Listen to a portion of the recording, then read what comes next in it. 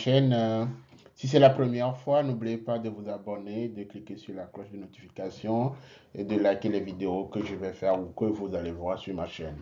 Là, je vais dans cette vidéo aller rapidement vous montrer comment est-ce que vous pouvez entraîner un modèle personnalisé en utilisant YOLO V9. YOLO V9, c'est la dernière version présentement que je vous présente la vidéo de YOLO qui permet de faire la détection d'objets. Donc là, moi, j'ai appris le modèle, donc j'ai mis le modèle, je l'ai entraîné sur un fichier qui permet de détecter le visage. Donc, comme le voyez sur les images, je vais vous apprendre étape par étape comment vous pouvez procéder pour utiliser YOLO V5 ou YOLO V9 plutôt sur votre propre modèle pour faire la détection d'objets. Alors, ce qu'on va faire, moi, je vais utiliser Google Colab pour faire l'entraînement. Pourquoi? Parce que ceux qui n'ont jamais fait ça, Google Colab permet d'avoir un GPU, donc le calcul des pixels et des informations est plus rapide. Vous pouvez toutefois le faire sur votre machine. Si vous voulez, faites-moi savoir en commentaire que vous voulez que je fasse une vidéo sur comment vous pouvez faire l'entraînement sur votre propre machine sans utiliser Google Colab. Alors, on ne va pas perdre le temps. On va directement voir quelques documentations. Donc, YOLO V9, donc si vous voulez savoir YOLO V9, il suffit de faire la recherche sur YOLO V9. Donc, vous faites YOLO V9 GitHub, donc YOLO V9. Donc, vous faites YOLO V9 GitHub dans Google, hein, n'importe navigateur, vous tapez GitHub. Et le premier lien, vous allez sur le premier. Vous pouvez avoir les détails sur YOLO V9. Donc, ici, il y a deux méthodes. Moi, je vais utiliser la méthode Ultralustic.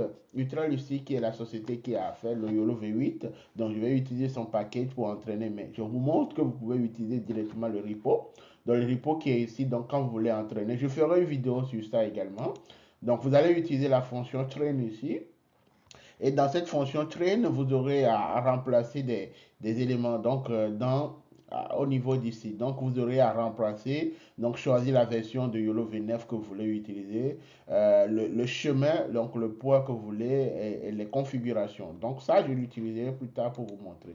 Mais nous, on va s'intéresser directement à YOLO V9 qui est ici qui est dans, donc vous tapez YOLO V9 directement, donc YOLO V9 qui est dans Ultralistic, donc le package. Donc il y a plusieurs versions, hein. Comme vous l'avez vu ici, la version, donc il y a la version T, la version S, M, C et E. Je ne vais pas expliquer les versions ici, si vous voulez en savoir plus, je peux vous l'expliquer ou mettez-moi en commentaire, où il y a des articles déjà sur ça. Ici, YOLO V9 est pris en charge par Ultralistic et dans cette version, ils prennent en charge pour le moment, hein, la version que je suis en train d'utiliser. Il y a la version C et la version E qui est en train d'utiliser. Donc certains peuvent me demander quelle est la version de Ultralistic que je suis en train d'utiliser. Si vous voulez utiliser dans Google Colab, vous n'avez pas besoin de savoir la version. La méthode que je fais tout à l'heure, ça va vous permettre d'installer vous-même YOLO V8 ou V9 directement Ultralistic et de parcourir directement. Alors, une chose à savoir, sans oublier, pour pouvoir faire, donc ce que je vais vous montrer ici, vous aurez besoin, donc pour faire l'entraînement, vous aurez besoin d'avoir des fichiers, donc des données que vous voulez, sur lesquelles vous voulez appliquer votre annotation, votre détection. Vous allez faire des annotations en format YOLO, donc en format TST. Et je vous montre ce que moi j'ai à ma disposition, ce que je suis en train d'utiliser. Et ensuite, vous allez maintenant utiliser, si vous ne savez pas ce que vous allez utiliser pour faire la notation, il y a le label image. Donc, j'ai fait des vidéos sur ça. Je peux vous partager les vidéos sur le label image. Donc, je mettrai un lien, label image pour la notation. Et vous allez savoir plusieurs méthodes de comment vous pouvez récolter les données. Alors, on y va directement. Donc, pour faire le modèle, on a besoin des données qui sont annotées. Donc, quand les données sont annotées, vous les mettez sur votre drive si vous voulez faire avec Google Colab. Et dans votre drive, donc, la première des choses, c'est que vous créez un projet, vous nommez le nom que vous voulez, hein. Et vous allez vous connecter. Donc, vous faites from Google Colab, from Google.colab, et vous importez ou vous connectez directement à partir d'ici. Donc, ça permet de connecter. Donc, une fois que vous connectez, on va aller dans notre rêve, on va vérifier si tout est bon. Donc, on voit que tout est bon. Donc, moi, le modèle que je vais utiliser, donc les données, je l'avais déjà, les données qui sont dans dataset. Donc, mes données sont dans dataset ici.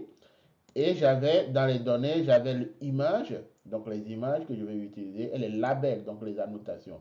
Donc les deux doivent être au même niveau. Vous devez mettre le label au niveau de là où il y a l'image.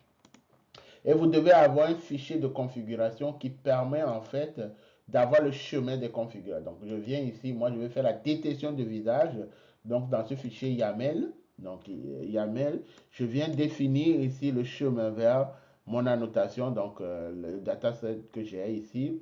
Et j'ai une seule classe parce que moi je veux, comme vous le voyez sur les images, je veux détecter les visages. Donc le modèle permet de faire la détection de visage. Donc, j'ai une seule classe. Je peux mettre le visage ici. C'est juste que je ne veux pas écrire sur ça. Donc, je veux que le visage soit détecté, mais je ne veux pas ajouter quelque chose sur ça. C'est pour ça que j'ai enlevé. Je n'ai rien mis. Vous pouvez mettre visage ou face ou n'importe quoi pour pouvoir trouver. Donc là, c'est ça qui est important. N'oubliez pas, hein, de définir votre fichier YAML, donc le fichier avec l'extension YML. Donc si vous voulez voir l'extension, c'est ça. Donc YML. Et dans ce fichier, vous configurez le chemin du train. Donc vous allez copier le lien. Donc pour copier le lien, vous venez dans votre dataset. Dans les données, vous copiez le chemin directement de l'image comme ça et vous remplacez dans le train. Dans la validation, vous faites la même chose. Et si vous avez des images pour faire le test, vous le mettez là. Donc, si vous avez une seule classe, vous définissez comme 1. Donc, la 1, une classe et le name, c'est ça. Maintenant, si vous avez plusieurs classes, vous définissez le nombre de classes et vous faites une liste de chaînes de caractères. Donc ici, supposons qu'on a plusieurs caractères. Vous mettez par exemple classe, vous mettez visage, ensuite vous mettez virgule, vous mettez guillemets, vous mettez K, vous mettez personne, vous mettez ce que vous voulez. Donc le nombre d'éléments qui est dans la liste, c'est chaque élément, c'est une chaîne de caractères. N'oubliez pas ça. Donc c'est bon. Donc j'ai mes données. Donc les données que j'ai mises ici. Donc vous pouvez nommer n'importe comment dans dataset et vous pouvez mettre et vous devez avoir l'image. Donc les images que vous avez annotées et le label image qui vous a permis donc les labels. Vous avez remarqué que j'ai mis SS à la fin parce que dans le code de YOLO V8 ou YOLO V5 ou YOLO V9, préalablement, ils ont appelé les images dans leur code avec S à la fin, donc ça veut image avec S, ça veut dire qu'il va aller chercher les images. Le label, il va aller chercher les labels. Mais si vous donnez un autre nom, lui, il ne va pas facilement reconnaître et donc vous allez faire des erreurs derrière. Donc j'ai ça. Donc vous avez maintenant que l'important, il faut avoir le fichier configuration qui va aller directement chez là où il y a mes données. Donc les données, l'image et la notation. Donc c'est les trois éléments qui sont importants. Alors une fois que c'est bon maintenant, nous on peut revenir dans notre collab. Donc dans le collab, mon drive est bien monté. Je vais utiliser Ultralytic. Donc comme je peux le faire sur ma machine, il faut que je l'installe. Donc je l'installe avec pip. Donc je fais pip. Ensuite je vais l'importer puisque je vais l'utiliser. Je vais l'importer. Moi je fais le check juste pour vérifier, pour connaître la version. Donc je fais comme ça. Alors quand je fais comme ça va installer les paquets. Si les paquets ne sont pas déjà installés, il va installer les paquets. Donc, il me dit que les paquets sont déjà installés parce que je l'ai déjà utilisé. Alors, ici, je vais vous montrer pour entraîner le YOLO. On utilise YOLO, donc train. Alors, les paramètres qu'on va utiliser pour faire l'entraînement, vous allez sur Ultralytic, vous allez sur démarrage rapide. Donc, dans démarrage rapide, vous cliquez sur configuration. Alors, sur configuration, on va voir les paramètres qu'on peut utiliser. Hein. Donc, il vous dit les éléments pour la segmentation. Moi, je n'ai pas besoin de ça. Donc, ici, on peut utiliser le paramètre modèle. Donc, le modèle ici, ça me dit, OK, c'est ce que la définition est ici. Donc, il va aller chercher un fichier. Donc, un chemin PT. Le chemin PT, c'est le modèle pré-entraîné sur lequel nous, on va se baser pour faire l'entraînement de notre modèle. Après, vous allez choisir le fichier de configuration. Donc, le fichier de configuration YAML dont on a parlé tout à l'heure. Donc, qui est ici le fichier de configuration. Donc, là, je vais appeler mon fichier, donc le modèle. Donc, je vais utiliser V9, la version C.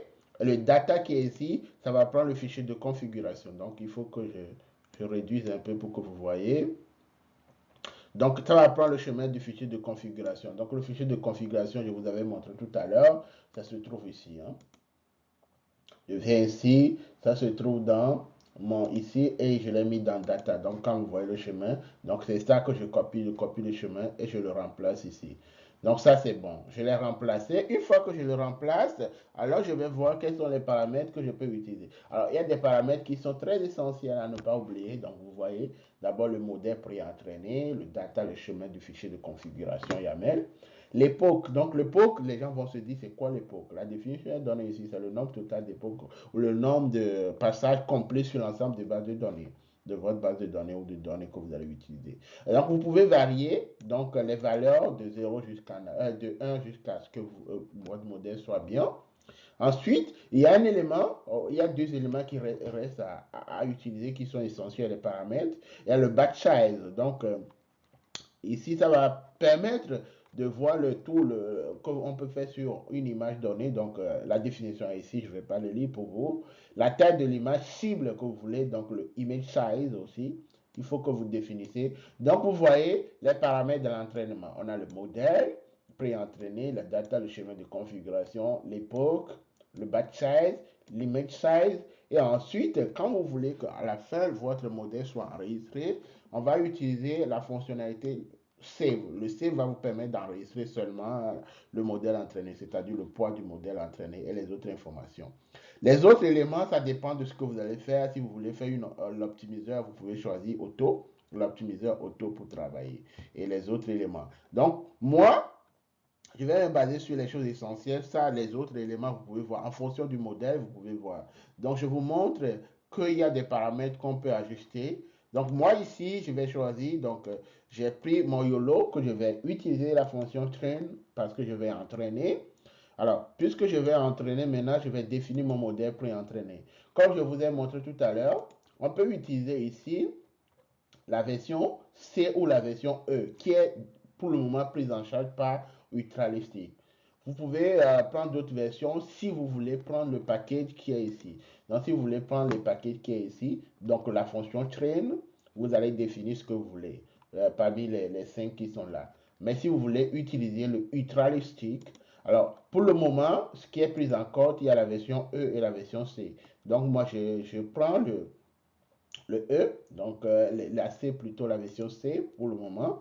Donc ensuite, je vais chercher mon data qui est le paramètre qui permet d'avoir le fichier de configuration. Et l'époque, je peux définir une valeur donnée.